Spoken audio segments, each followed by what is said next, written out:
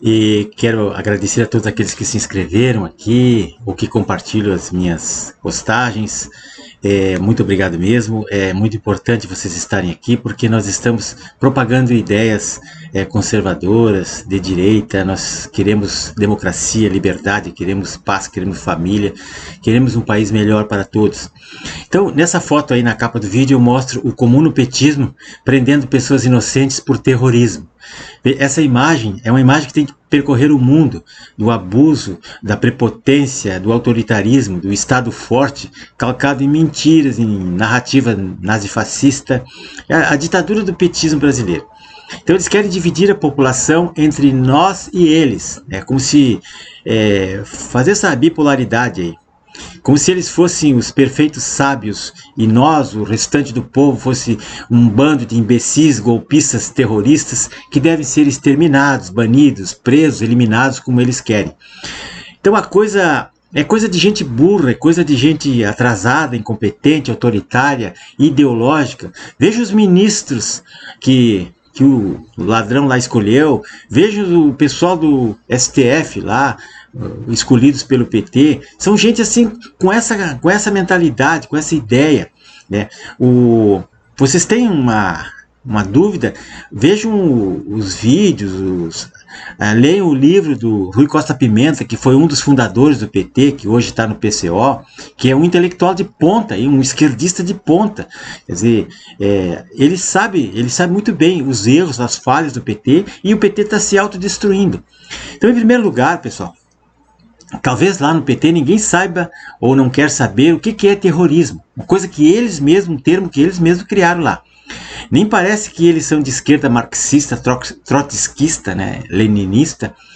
O terrorismo é quando existe morte, sabotagem com explosivos e com o intuito de causar medo, terror às pessoas, como fizeram os membros da Al-Qaeda ou do Estado Islâmico lá nos Estados Unidos em 11 de setembro, quando explodiram 2 aviões contra aquelas torres gêmeas lá em Nova York, que mataram na hora quase 3.000 pessoas, inocentes, explodiram e causaram terror no mundo todo, não só na América como no mundo todo.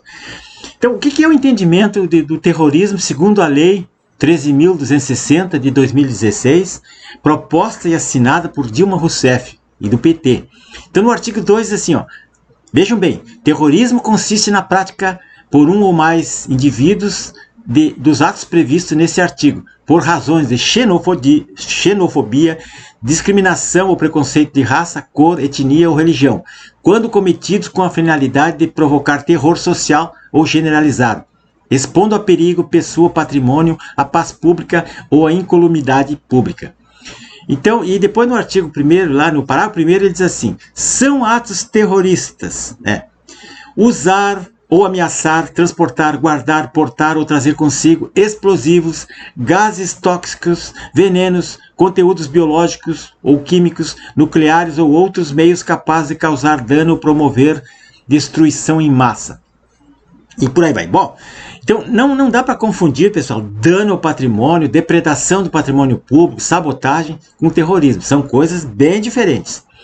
Como ocorreu na derrubada de umas torres lá em Mato Grosso, que eles acusaram o pessoal da direita, não sei o que, de terem derrubado as torres. Mas não houve explosão nenhuma, ninguém viu, não tem filme, não tem imagens, não tem testemunha. Como é que vão dizer, se ninguém foi preso em flagrante, como é que vão dizer que foi um ato terrorista? É um absurdo, uma burrice, é uma impropriedade, uma desonestidade intelectual falar isso. O que aconteceu em Brasília o dia 8?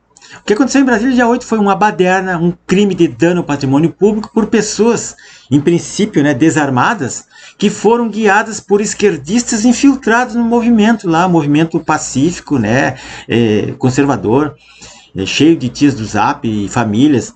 E eles conduziram as pessoas até aqueles locais lá dos prédios dos 3 poderes que estavam abertos. A Câmara dos Deputados estava aberta, o Senado, o STF, o Palácio do Planalto estava aberto. Lá tinha 2 pessoas só de segurança. Então ninguém fez nada para impedir que a massa fosse lá e invadisse. Não, mas eles não mataram ninguém, eles entraram, fizeram aqueles danos todos, destruíram patrimônio público, mas amparados pelaquela lei criada pela Dilma em 2016, para proteger justamente movimentos sociais como MST, CUT, CGPT, sei lá. E isso não tipifica a ação terrorista, né? Não tipifica, é a lei. Vamos fazer o quê?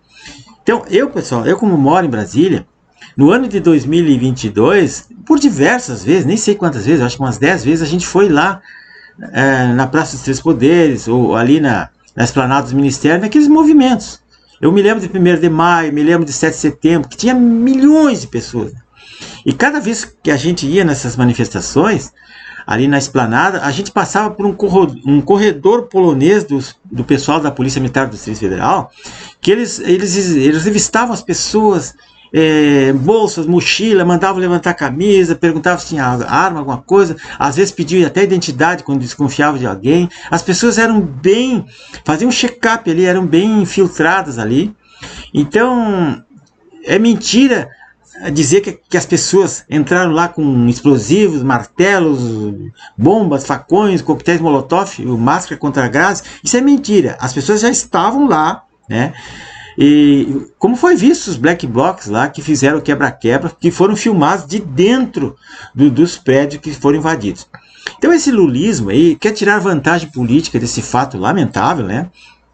Que só ocorreu por culpa e incompetência do próprio ministro lá da Justiça, os gestores lá, que foram avisados pela ABIN, que deveriam ter redobrado a vigilância, que estava vindo uns grupos para Brasília, ônibus. Cadê as imagens das câmeras? Por que todos aqueles prédios ali são cheios de câmeras? Cadê as imagens das câmeras? Por que não gravou quem entrou, quem quebrou o vidro, quem invadiu? Não foram. Aqueles vídeos que apareceram são de pessoas que estavam lá fora ou que até participaram sem querer, mas filmaram o que aconteceu lá dentro. A massa entrou nos prédios. Por que não prenderam os vândalos ali infiltrados ali? Prenderam um que outro em flagrante, que estavam com a mochila cheia de explosivos e coisas, mas essas pessoas sumiram. E aí, pessoal, no dia seguinte, eles foram tentar prender as pessoas na frente do quartel, mas os caras já tinham ido embora, né? 12 horas depois do fato acontecido. Então, meus amigos, à frente do QG do Exército Brasileiro, tinha só tias do Zap, famílias, idosos, crianças, ninguém estava lá para invadir ou depredar nada. E agora eles deixaram os líderes esquerdistas infiltrados fugirem, e eles insuflaram a massa, fizeram tudo isso. E cadê esses líderes? Cadê esse pessoal? Vem botar foto deles nos jornais. Porque tinha pessoal de inteligência ali infiltrado que sabia tudo o que estava acontecendo. E vocês acham que a polícia não sabia? Que as autoridades do Distrito Federal não sabiam? Claro que sabia. Quem deu ordem para deixar acontecer isso tudo que aconteceu? O Lula sabia de tudo, tanto é que ele já estava com o decreto de intervenção lá pronto, né? 15 minutos depois que ele ficou sabendo que teve uma invasão dos prédios em Brasília, ele já estava assinando o decreto e dando entrevista. Como é que eles tinham essa previsão tão perfeita? Então, meus amigos, a situação é essa. A invasão do Capitólio dos Estados Unidos, que eles querem fazer uma comparação, essa invasão aconteceu em 2020, ocorreu com extrema violência e morte de pessoas. Teve 2 ou 3 mortes na hora lá. Haviam esquerdistas infiltrados com armas, com tudo que era tipo de materiais perigosos.